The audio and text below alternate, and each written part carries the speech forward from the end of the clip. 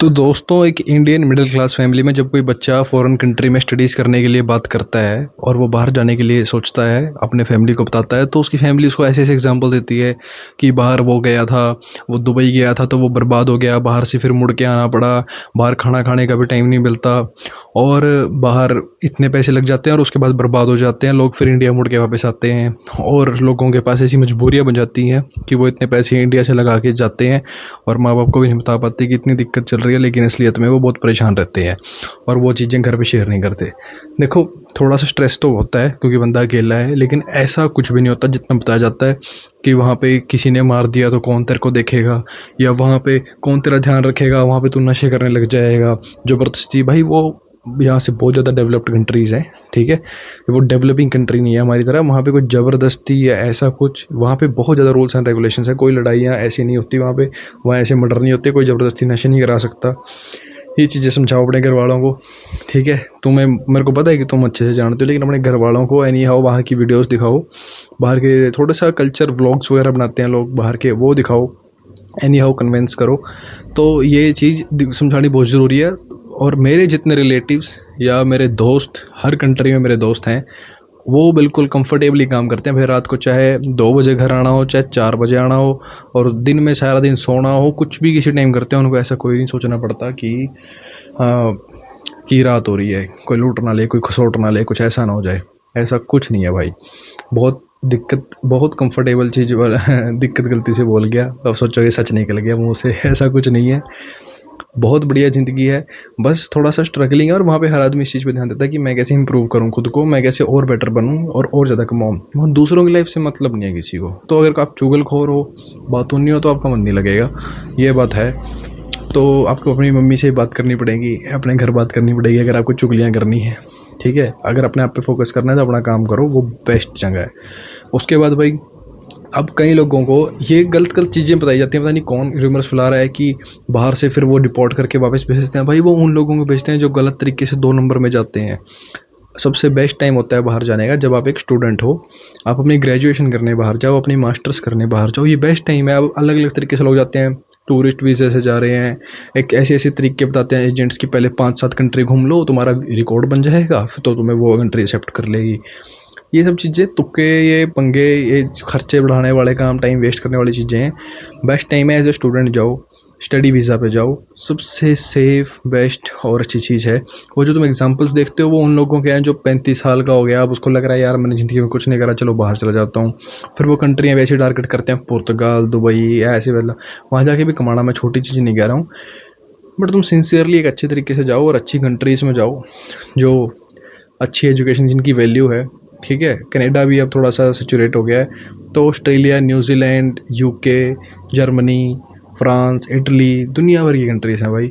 USA थोड़ा सा अभी वीज़ा को नहीं एक्सेप्ट कर रहा, जब तक हमारे भाई साहब डोनाल्ड ट्रंप हैं वो बैठे हैं, तो तब तक तो कुछ नहीं बनेगा। उनके 1-2 साल रहेगा, ज़्यादा टाइम नहीं, उसके बाद तुम मुझे मार के वहाँ पे भी जा सकते हो। तो ये है चीज़ें, ठीक है। उन चीज़ों को देख के तुम अपना मोटिवेशन मत ख़राब करो। जो तुम सीधे सीधे पाथ पे जा रहे हो, बिल्कुल जाओ, वहाँ पे बहुत अच्छी लाइफ है भाई। वहाँ पे अपने आप को अच्छा इंप्रूव करो, कंट्रीब्यूशन तो कंट्री में वहाँ पे रजिस्टर करो, अपने पेरेंट्स को भी वहाँ बुला सकते हो, ऐसा कुछ नहीं है। घर वाले, एक तो मैंने ऐसा एग्जांपल देते सुने हैं, अगर तू बाहर चला गया तो पीछे से अगर कोई मर गया तो संस्कार पे फूकने भी नहीं आया पाएगा। यार कैसी सी बातें। और कहीं ऐसे ऐसे एग्जाम्पल देते हैं, मेरे को तो ये एग्जाम्पल भी दिया है घर वालों ने मेरे, जब मैं बाहर जाने की बात करता था, कि वहाँ पे एक बच्चा मर गया था, उसकी बॉडी आने में 2-3 दिन लग गए, किसी ने बताया ही नहीं मर गया। जब पता लगा अच्छा इसके घर वाले तो इंडिया हैं, फिर इंडिया से, वहाँ से इंडिया बॉडी आई, वो आने में 2-3 दिन लग गए। भाई मर गया आदमी यार, मरने के बाद की सोचते रहते हो तुम? जब तक जिंदा था तब तक उसके साथ ऐसी तैसी करके रखी तुमने, जब तक जिंदा था तब तक खुश रहना चाहिए। मर गया, बॉडी का क्या है, बॉडी है भाई। मान दिया मैं, इमोशनली होता है, इसको कोई बुरा मत लेना, फील मत करना। अगर किसी को बुरा लगे तो भाई मेरा मतलब ये है, बॉडी इंसान के बाद देखो, इंसान जो असली में, अगर किसी को पता है ना कि आप सच में प्यार करते हो, उसे पता है बॉडी कुछ नहीं है। असलियत में जो बंदा होता है वो हमेशा जिंदा रहता है, कभी नहीं ऐसा कुछ होता है ना, आत्मा परमात्मा वाली चीज़ें, वो चीज़ खुश होनी चाहिए। साउल खुश नहीं थी बंदे की, वो परेशान था, यहाँ पे यार कमा नहीं रहा हूँ, यार पैसे कम है, यार यहाँ पे मेरी इच्छाएं कम हैं, ड्रीम्स उतने बड़े हैं और यहाँ पे इतनी इनकम नहीं है, कैसे करूँ। मर गया तो अच्छे से फूक जाऊँगा, बस घर वालों को बॉडी मिल जाएगी मेरी। कोई उस चीज़ का मतलब है? इससे बढ़िया बॉडी मेरी कि चाहे चीथड़े उड़ जाएँ, ये मेरी पर्सनल सोच है। किसी को जैसे लेना हो वैसे ले लेना, मेरे को ज़्यादा फ़र्क नहीं पड़ता, ठीक है? बुरा मत मानना कोई, कभी किसी क्लोज़ वन को सोच के सोच लो यार ऐसे बोल रहा है, ठीक है? खुद की बात करें तो बॉडी मेरी के चीथड़े उड़ जाएँ, जब तक मैं ज़िंदा था तब तक स्वाद आए या नहीं। मरने में अगर मेरे को, मैं मरने में कितनी देर लगेगी? मैं मर गया, एक बार मर गया, उसके बाद रोए जाओ, उसका तो कोई मतलब नहीं है। बस इतना क्या है कम्फ़र्ट कि 3 दिन लगेंगे बॉडी गड़गी आने में। बिल्कुल सड़ गई थी बॉडी जब तक यहाँ इंडिया पहुँची, तो सड़ गई तो सड़ गई, क्या फ़र्क पड़ रहा है? जब तक जिंदा तब तक उन्होंने सड़ा के रखे ना लोगों को, वो ज़रूरी है। वो अपना काम बढ़िया कर रहा था, खुश ज़िंदगी जी के गया बंदा या नहीं? क्वेश्चन मार्क वहाँ आना चाहिए, यहाँ नहीं कि शाम को संस्कार हो गया या अगले दिन तक बॉडी वेट करके रखी पड़ी, बॉडी मंगानी पड़ी।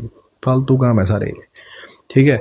बात रही नशों की और बिगड़ने की और कई चीज़ें हैं, जैसे बाहर जाके जो प्रोस्टिट्यूशन या ऐसी वाली चीज़ों में लोग घुसते हैं, देह व्यापार जो भी है, वो बंदे की खुद की चॉइस होती है, ऐसा कोई ज़बरदस्ती नहीं करता। मैंने पहले ही कहा, बाहर ऐसा ज़बरदस्ती कोई नहीं करता। मेंटली थोड़ा सा अकल होनी चाहिए बंदे को यार। मैं इतने पैसे लगा के यहाँ पे ऐश करने थोड़ी आया हूँ, अपने फ्यूचर बनाने आया हूँ ऑब्वियसली। अब तुम वो चीज़ सोच के अपने नशे नुशे करने लग जाओ, है ना? घर वालों को पीछे हेल्प ना करो, वो एक्सपेक्ट कर रहे हैं कि तुम कुछ इधर भी हेल्प करो, इंडिया में कुछ वापस भेजो पैसे। उन्होंने तुम्हें इन्वेस्ट करा है, 2-3 साल हो गए तुम्हें, अब तुम सेटल हो गए हो, तुम वो चीज़ें भूल जाओ। मस्टैंगे रेंगुलर जीप में कड़ा रहे हो और तुम ये चीज़ें भूल गए। पीछे इंडिया में भी भाई मैंने सिस्टम बनाना है, मैं किस लिए आया था पर्पस ही भूल गए, और वहाँ पे अय्याशियाँ या हर चीज़ में लग गया कि मैं तो कमा रहा हूँ, अपने पैसे छुड़ा रहा हूँ। भाई तुम्हें एक पर्पस के लिए भेजा था, वो तुम्हारे ऊपर है।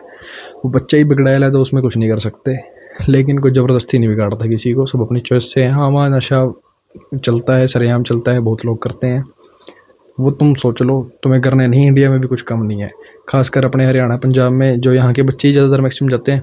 यहाँ भी कॉमनली चिट्टा तक बिकता है भाई, अपने पंजाब बठिंडा में जाके। कई ऐसी वो जर्नलिस्ट हैं जिन्होंने यूट्यूब पे वीडियोस डाल रखी हैं पूरी की पूरी, ठीक है? सरकारी कारखानों में लोग बैठ के चिट्टा लगा रहे हैं, तो ऐसा कुछ नहीं है यहाँ। और ज़्यादा बल्कि यहाँ लोग कोशिश करते हैं कि दूसरा भी फंस जाए अलग अलग तरीके से। वहाँ ऐसे ही नहीं है कि वहाँ चिल कर रहे हैं सारे करने वाले ना, जिसको करना है करो, नहीं करना ना करो, ज़्यादा कोई सिर नहीं पड़ता किसी के। क्योंकि मैंने पहले ही कहा, लाइफ में इंटरफेरेंस कम है दूसरे की, अपनी लाइफ में मज़े ले रहे हैं वहाँ बंदे। दूसरे पड़ोसी क्या कर रहे हैं उन्हें फ़र्क नहीं पड़ता, यहाँ पड़ोसी से ही फ़र्क पड़ता है भी इनका बच्चा तो बड़ा साफ सुथरा सा है, साला हमारे वाला बिगड़ गया, इसके भी साले दारू पीने सिखाओ, इसका साले के लगा।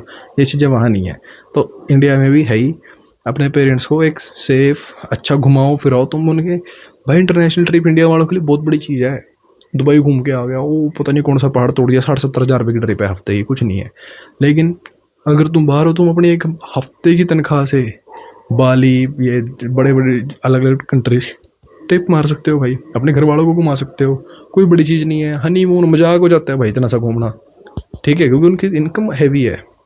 वही इंडिया के पैसों के हिसाब से देखोगे, 1 महीने की तनख्वाह फूक दी दुबई जाने में, तो फिर वो चीज़ दिखती है। फिर वहाँ से शॉपिंग करके आता है, मतलब दुबई जाएगा, आईफोन ना लाए ऐसा हो नहीं सकता, गोल्ड ना लाए हो नहीं सकता, सस्ता है भाई, लाते हैं लोग, मज़े करके आते हैं वहाँ, पैसे फूक के आते हैं, फूकने भी चाहिए।